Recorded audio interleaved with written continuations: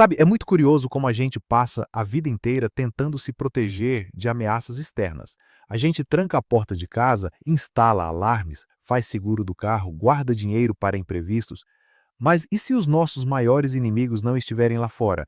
E se as batalhas mais destrutivas estiverem acontecendo agora mesmo, de forma totalmente invisível dentro da nossa própria mente e da nossa vida espiritual?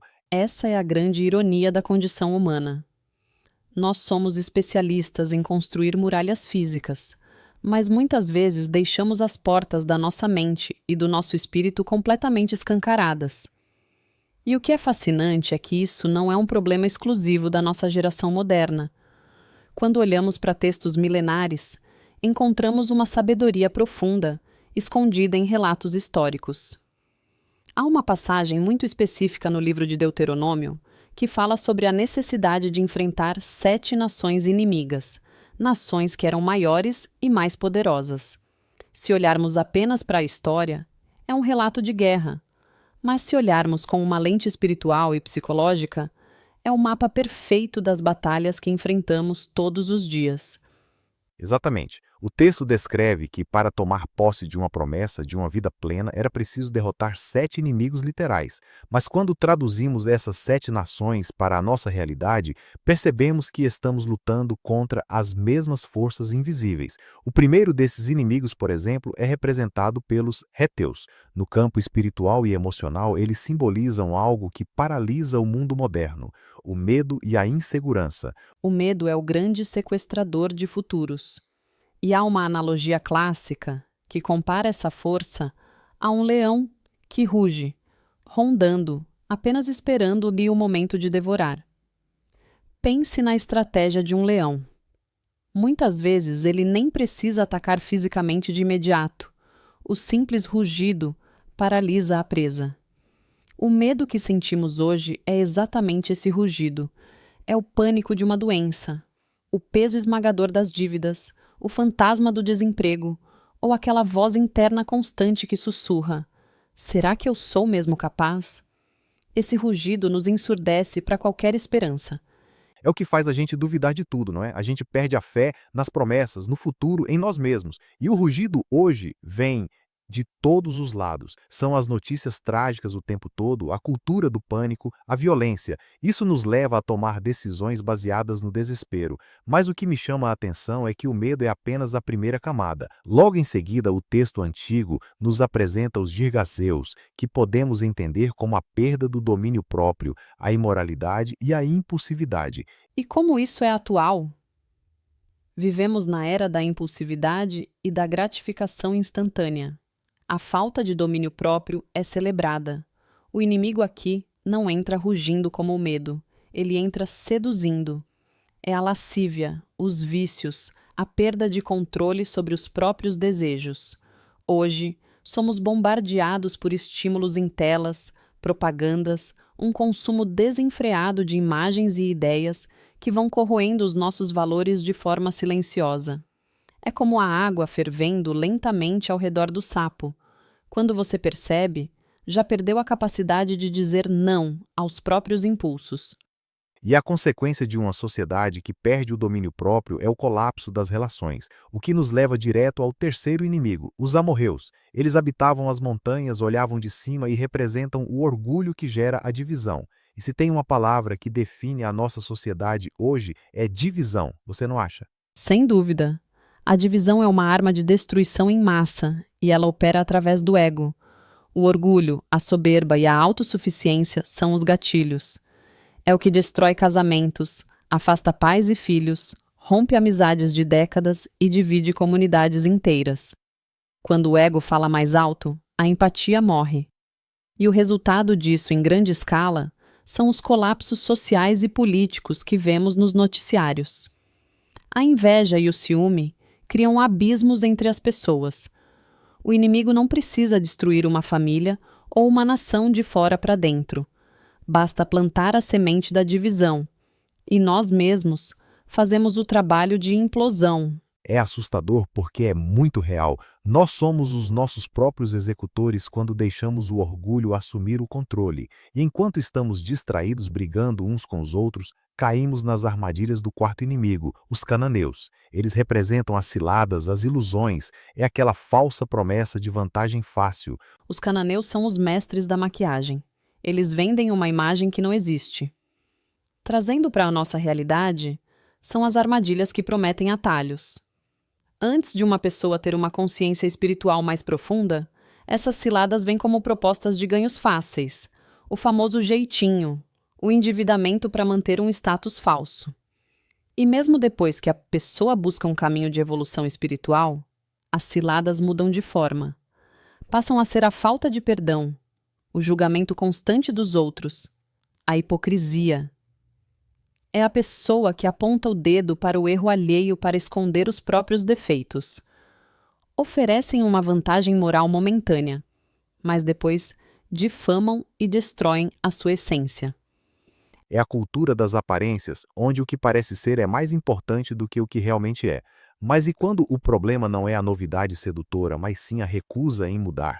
Porque o quinto inimigo, os fariseus, me parece ser exatamente sobre isso. Eles são os conservadores de tradições mortas, a incredulidade disfarçada de religiosidade ou de costume.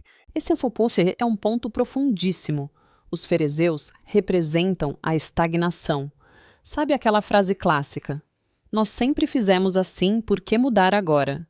É a recusa absoluta em aceitar o novo, em receber uma nova revelação ou de se permitir uma transformação real. A tradição, quando perde o seu significado original, vira uma prisão. É uma incredulidade higienizada. A pessoa está tão presa à forma, ao ritual, às regras do passado, que se o próprio divino se manifestar de uma forma diferente do que ela espera, ela rejeita. É a mente fechada que impede o crescimento espiritual e pessoal. É como estar com sede, ter uma fonte de água limpa jorrando na sua frente, mas você se recusar a beber porque o copo não é do formato que você está acostumado. Chega a ser trágico, e isso nos deixa vulneráveis ao sexto inimigo, os heveus, que são os enganadores. Eles desviam o foco. Perfeito. Os heveus operam na confusão de prioridades. Eles fazem você trocar uma bênção duradoura, que exige esforço e tempo, por uma satisfação imediata, que no fundo é uma maldição disfarçada. É a busca pelo sinal espetacular, pelo milagre instantâneo, em vez de buscar a transformação real do caráter. É a pessoa que pula de galho em galho, de filosofia em filosofia, de igreja em igreja, sempre procurando o caminho mais fácil, a pílula mágica que vai resolver todos os problemas sem que ela precise mudar nada em si mesma. E, no fim, ela é enganada pela própria preguiça espiritual. O que nos leva ao último e, na minha opinião, um dos inimigos mais cruéis dos nossos tempos, os jebuseus. O texto antigo os associa a pisadas fortes. É a tua imponência que gera impotência. Trazendo para a psicologia moderna, isso me soa exatamente como o esgotamento, o famoso burnout, tanto mental quanto espiritual. É a metáfora perfeita. As pisadas fortes representam aquele peso invisível que você carrega nos ombros. É um inimigo que não te ataca com um golpe fatal, mas vai minando a sua força gota a gota. Ele te cansa. Ele cria retaliações constantes na sua vida até você perder o ânimo. E aí vem o questionamento mais sombrio. Será que Deus existe mesmo? Será que vale a pena continuar tentando? Não vou mais orar, não vou mais lutar. É um esgotamento que nasce não só do excesso de trabalho, mas de tentar resolver tudo com a sabedoria puramente humana, com o orgulho de achar que sabe tudo. A pessoa confia tanto na própria força que, quando essa força acaba, ela desmorona. É o colapso da autossuficiência. Quando você tenta carregar o peso do mundo sozinho, as suas pernas inevitavelmente vão falhar. E ouvir sobre esses 7 inimigos, o medo, a falta de controle, a divisão, as ilusões, a estagnação, o engano e o esgotamento, pode parecer um diagnóstico muito pesado. Se o ouvinte parar para refletir agora, com certeza vai identificar que está sob ataque em uma ou mais dessas áreas. A grande questão que fica é: Se estamos no meio dessa guerra invisível, como é que a gente se defende? Qual é a solução para não ser esmagado por essas forças? A resposta começa com a humildade de reconhecer onde estão as nossas brechas. Onde é que a nossa guarda está baixa? É preciso fazer um concerto interno, fechar essas fissuras na nossa mente e no nosso espírito. Mas a verdadeira solução não é tentar lutar contra 7 nações poderosas usando apenas a nossa própria força de vontade. A sabedoria milenar aponta para uma fonte de poder externa e superior. Há um princípio no livro de Atos, no capítulo 1, que diz que nós receberíamos poder ao sermos preenchidos por um Espírito superior, o Espírito Santo. Ou seja, a resposta para o esgotamento humano é o preenchimento divino. Não é sobre lutar mais forte, é sobre lutar com a força certa. É a substituição da nossa fraqueza e do nosso medo por uma energia e uma coragem que não vem da nossa própria natureza. Exatamente. Quando você é preenchido por essa força, o rugido do medo perde o efeito. O domínio próprio retorna. O orgulho que causa divisão é substituído pela empatia. As armadilhas perdem o brilho. A estagnação dá lugar ao novo. O engano é desmascarado pela verdade. E aquele peso insuportável do esgotamento é levantado dos seus ombros. Você deixa de ser uma vítima das circunstâncias e passa a ser uma testemunha viva de que é possível superar qualquer uma dessas batalhas. Que reflexão espetacular! Transformar antigas batalhas territoriais em um manual de sobrevivência para a mente e para o espírito no século XXI. Para você que está nos ouvindo agora, o convite é olhar para dentro. Qual dessas 7 nações está tentando dominar o território da sua mente hoje? Feche as brechas, busque essa força que vai além do seu próprio cansaço. A guerra pode ser invisível, mas a vitória, quando acontece dentro de você, transforma o mundo ao seu redor de uma forma que todos podem ver. Pense nisso.